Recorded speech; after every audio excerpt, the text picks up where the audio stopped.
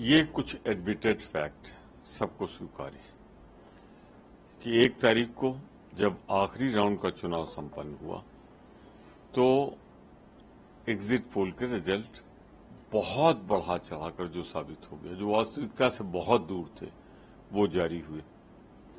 फिर ये भी एडमिटेड फैक्ट है, जब तक डिनाइल ना आए गृह मंत्री जी का या प्रधानमंत्री जी का कि उन्होंने स्टॉक एक्सचेंज में शेयर खरीदने के लिए कहा, वो मना कर सकते हैं। आज तक नहीं किया मना। तीसरा ये भी एडमिटेड फैक्ट है कि चुनाव के नतीजे एग्जिट पोल से बिल्कुल अलग आए। ये भी एडमिटेड फैक्ट है कि स्टॉक एक्सचेंज में भूचाल आया, पहले चढ़ गया फिर क्रैश किया, तो 30 लाख करोड़ रुपए का एक, आप उसे घोटाला कह लें, स्कीम कह लें, या कुछ न कहें तो गिरावट आई, लोगों का पैसा डूबा। आज तक अभी तक प्रधानमंत्री जी और गृह मंत्री जी ने डिनाई क्यों नहीं किया कि उन्होंने ये कभी नहीं कहा कि लोग शेयर खरीदें। एक तीसरा आदमी आके अगर कहे तो पहले दूसरे को दिक्कत क्या है कहने में खुद। तो इसकी राहुल जी ने जो डिमांड रखी है कि इसमें जो सच्चाई सामने आनी चाहिए देश के, क्योंकि 30 लाख करोड़ छोटी रकम नहीं है, बहुत बड़ी धनराशि। तो एक जेपीसी ज्वाइंट पार्लियामेंट्री कमेटी बैठे, वो देखे क्या ये बढ़ा चढ़ाकर जो एग्जिट पोल के रिजल्ट थे ये मैनेज तो नहीं थे। ये भी देखा जाए कि प्रधानमंत्री गृह मंत्री जी ने क्यों बोला, अगर बोला तो, और 30 लाख करोड़ का घाटा हुआ कि नहीं हुआ, और फिर इंडियन इन्वेस्टर्स को कितना घाटा हुआ उसी में तय हो जाएगा। तो ये देश के हित से जुड़ा हुआ बड़ा भारी प्रकरण है। इस पे हर हालत में ज्वाइंट पार्लियामेंट्री कमेटी, संयुक्त संसदीय जांच की मैं भरपूर मांग करता हूं। सर, इसके अलावा आज एनडीए की बैठक है। एनडीए से पहले जो और पार्टियां हैं, जेडीयू, वो भी अपनी संसदीय दल की बैठक कर रहा है, और आज जो है कहीं ना कहीं उसके बाद बीजेपी के संसदीय दल की बैठक होगी और पूरे तरीके से खाका तैयार हो जाएगा जो है नई सरकार का। इस बीच जो है विपक्षी दल भी अपनी तरफ से कोशिशें कर रहे हैं, जो आपके सहयोगी दल है। टीएमसी ने कल मुलाकात करी, टीएमसी नेता अभिषेक बनर्जी ने उद्धव ठाकरे के साथ, और ये कहा गया है, ये बताया जा रहा है कि अखिलेश यादव खुद से इस बात को परस्यू किया गया है कि वो आगे चंद्रबाबू नायडू और जो दल हैं उनसे बात करें, इस बात की कोशिश करें, उन्हें बताएं, और माहौल जो है वो बनाया जाए इस तरीके का कि जो इंडिया के साथ वो आ जाए प्लेटफॉर्म। लोकतंत्र में जब स्पष्ट बहुमत की सरकार न हो, और या हो भी स्पष्ट बहुमत की सरकार, तो समान विचारधारा के लोगों का मिलना एक स्वाभाविक प्रक्रिया है। जो कुछ हो रहा है वो स्वाभाविक है, जो अभिषेक जी ने किया। पर जो एनडीए में हो रहा है वो विग्रह की ओर इशारा करता है।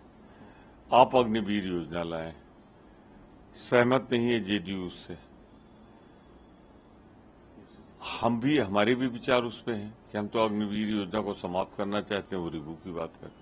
और सबसे बड़ा महत्वपूर्ण सवाल एक और होगा, अभी कुछ दिन पहले हमारे नीतीश बाबू ने जातीय जनगणना कराई थी, भाजपा ने उसे स्वीकार नहीं किया। तो क्या ये पिछड़े वर्ग का, सवर्णों का, शेड्यूल कास्ट का, सबका हित देखते हुए जातीय जनगणना पे जोर देंगे या नहीं देंगे, और उस पर सरकार का क्या रवैया रहता है। तो ये सारे महत्वपूर्ण मुद्दे हैं जो इस सरकार की स्थिरता पर बड़ा भारी प्रश्नवाचक चिन्ह लगाते हैं। तो सर, ऐसे में स्थिति क्या बनती है जब आप कह रहे हैं कि शुरुआत में ही वो कहते हैं कि शुरुआत में ही चीजें नजर आ रही हैं, जेडीयू अपना एजेंडा रख रही है सामने, मिनिस्ट्री तक की मांग की जा रही है, और कि मंत्रालय भी सेलेक्ट करके मांग की जा रही, इस तरह की खबरें सामने आई हैं कि रेल मंत्रालय चाहते हैं कुछ पार्टी। देखिए, नैतिकता के आधार पर तो नरेंद्र मोदी जी को इस्तीफा देना चाहिए, किसी दूसरे को प्रस्तुत करें जो सर्वस्वीकार्य हो प्रधानमंत्री के रूप में। लेकिन अगर वो जिद करते हैं कि वही प्रधानमंत्री रहेंगे, तो अब जवाब तो देना पड़ेगा कि इन्हीं टीडीपी को, इनके जो मैं कह सकता हूं सब कुछ सुप्रीमो हैं, उनको गिरफ्तारी किस सरकार में हुई, क्या वो गिरफ्तारी सही थी या गिरफ्तारी राजनीतिक दबाव के लिए थी। जिस तरह से जेडीयू का मतभेद है जातीय जनगणना पे और जो ये अग्निवीर योजना है, ऐसी तमाम चीजें हैं, बिहार का पैकेज है, आंध्रा का पैकेज है, तो ये सारे सवाल कैसे तय हो पाएंगे?